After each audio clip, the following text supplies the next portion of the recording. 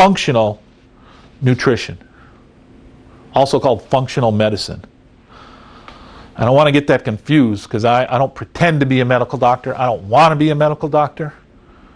God bless medical doctors. I have nothing against them. I have many medical doctors who are my friends. But I don't want to be one. So as you age, your ability to utilize oxygen decreases.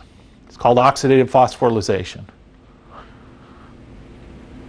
See, I'm 50 years old. From the age of 25 and beyond, you lose about 1% of your oxygen capacity per year. So I've lost 25%. This is why exercise with oxygen therapy is important.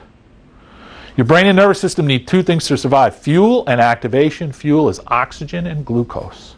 And we've covered the glucose on the metabolic side.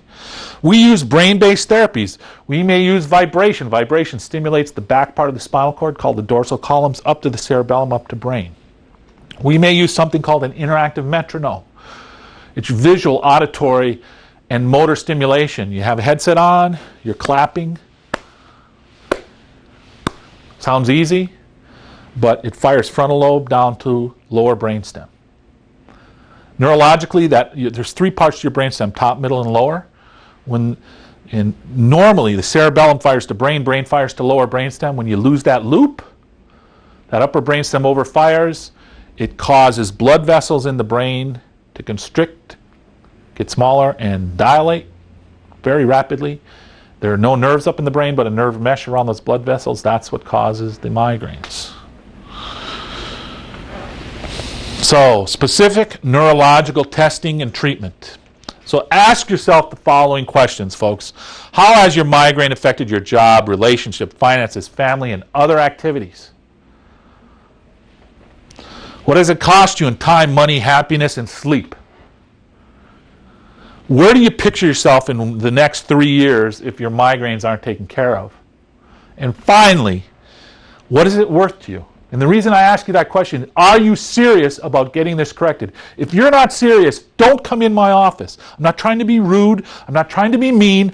I only want patients that are serious about improving their health. If you are sensitive to gluten and run the tests, and your score is 42 and normal is 0 to 10, and you need to stop eating gluten if you're going to get better, and you refuse to stop eating gluten, or you're going to sneak a donut every once in a while or a sandwich, don't come into my office. That's what I mean by what is it worth to you.